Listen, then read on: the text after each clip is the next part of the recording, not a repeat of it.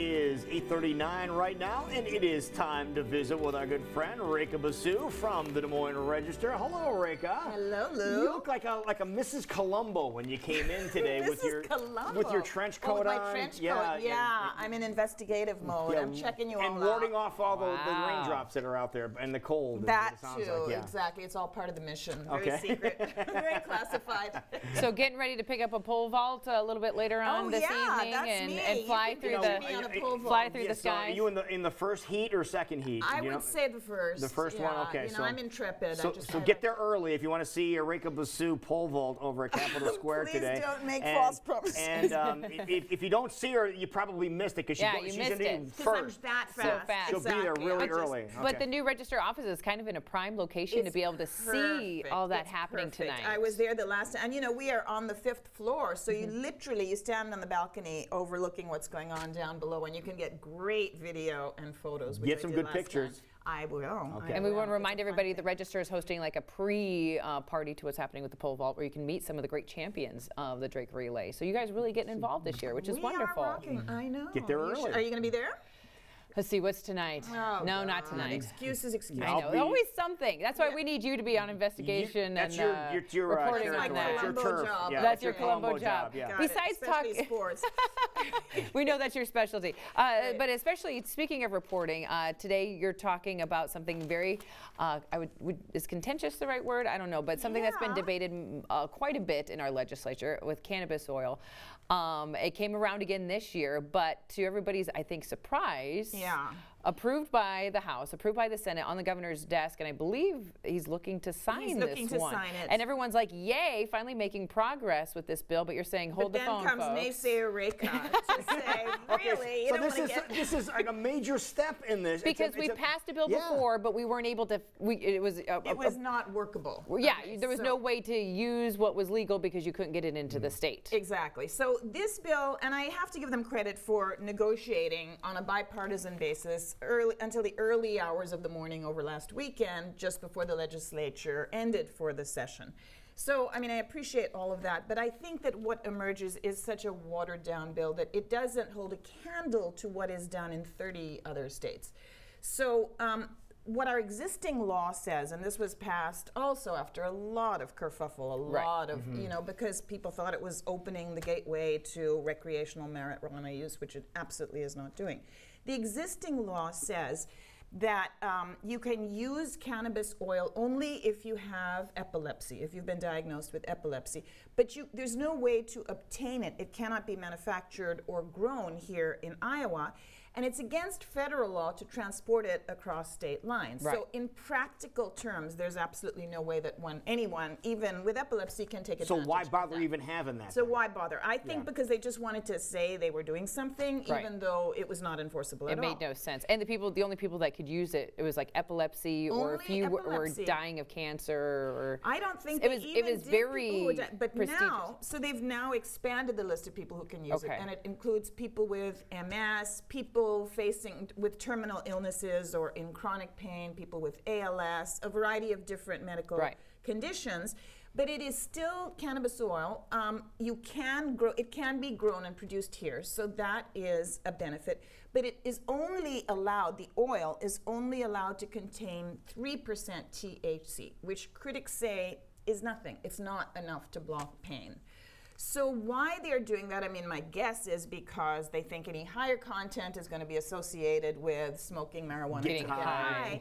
But so the THC is the key component here that blocks the pain. Is this like, would this be in comparison to non-alcoholic beer? That is interesting, although I don't know what non-alcoholic beer does for you. Other than makes you know, pretends it doesn't do anything. No, it doesn't do anything. That's what I mean. So it really is not doing anything. It's there, but it's not doing anything. Exactly. As someone who doesn't partake in these practices, what is the normal? What's the normal THC level? Well, recreationally speaking, it can be 20%. Oh, really? Yeah, but in some cases, it's gone as high as 80%. I mean, this is what I've heard. So 3% is really nothing. Is nothing. And you know why they came up with this 3%? I don't know. Because in the other states that have approved medicinal marijuana, It's measured in terms of how many plants you can have, how many plants you can grow. For example, Oregon allows you to have 24 marijuana plants, up to 24. And then there are other states with varying degrees, a dozen or maybe 6 or whatever. But ours is the harshest, and it's really just going to be fairly ineffectual, according to one of the people who has been the primary lobbyist for this, and this is Sally Gare of West Des Moines. Oh, right, of course, yeah. Right? Yeah. And she has a child with epilepsy, Right. and she says this is just going to be meaningless. It's not going to stop anybody's pain.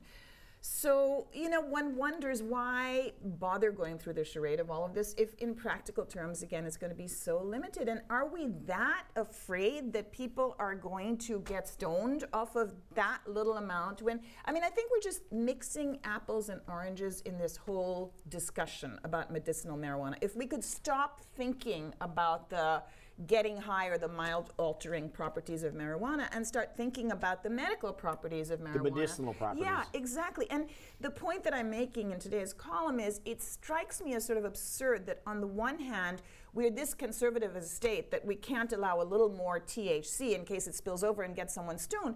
But we have these incredibly relaxed gun laws now in this state where, you know, are we not worried about people dying accidentally because you can carry a gun into almost any place and have it concealed, or you can argue stand your ground and shoot it openly, you know, if you can come up with some justification. So, you know, our priorities, I guess, are a little bit twisted.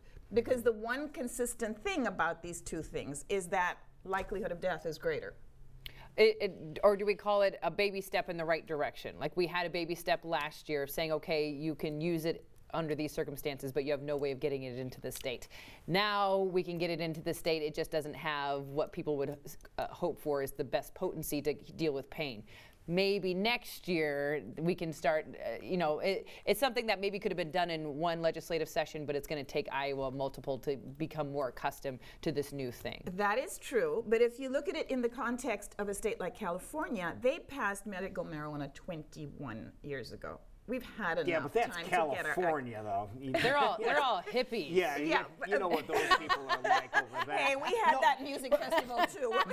No, but I think Jackie is exactly right. It's a step in the right direction, and now that you have this level of THC in this product, and if it's not doing its job, they're going to be able to say, this is great, thank you for letting us do it, but it's not enough. It's not potent enough. We need to increase it. I think it'll be a little easier to get that done than say, you need to get this or nothing at all, because nothing at all would have been the option. No, but we have had plenty of time, and I just wish that we wouldn't be so behind the curve on these things that have any kind of social, you know, connotation, association. I mean, why not get out front there? I actually argued for this about 15 years ago and said, you know, we're a landlocked state and we don't have a lot of tourism and all of this. Well, we're not out front of this one at all. So right, first so of all, we why got to take that out of the argument because we missed the boat on this one. We're just trying to play catch up. Exactly. Right. So why? I mean, we could have distinguished ourselves as the medicinal marijuana state. We could have been front runners. You know, we could have gotten some global attention for it early on. And they are experimenting with it in so many other cases. In Israel, which apparently is one of 3 countries where the government actually does the research on medicinal marijuana, they're looking at it as an early treatment and cure, possible cure for severe autism.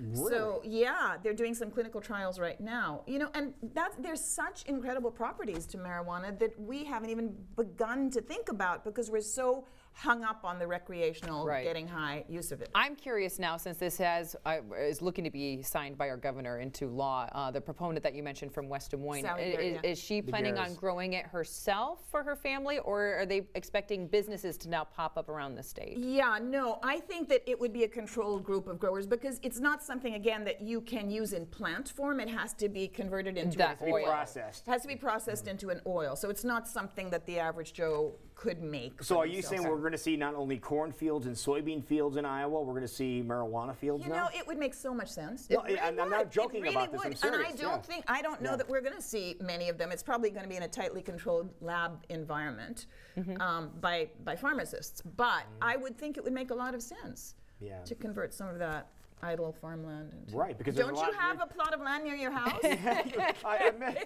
Well, that needs something. We're working on it. To mow or anything. Think about that all the time. Well, I mean, if we're so worried about and to kind of go off on a completely different tangent, so worried about our budget and we're looking ways of making money, why not find a new crop source that you can tax and bring more money into the state? Exactly, good point. Yeah, why not get ahead of the curve once in a while on something like this. All right, read more about it today, folks, in today's Des Moines Register. We're talking page 17A. If you pick up today's paper, also DesMoinesRegister.com. And don't forget to watch Rekha Basu pole vaulting tonight, Capitol Square. Get there early, folks. First contestant. You might miss it if you're not there early enough. It's a sight to behold. 10 minutes before 9 o'clock right now, you're watching God forbid. CW Item Live in West Des Moines. When we come back, how about this for a tip? $5,000? Yeah, it happened. We'll tell you where next.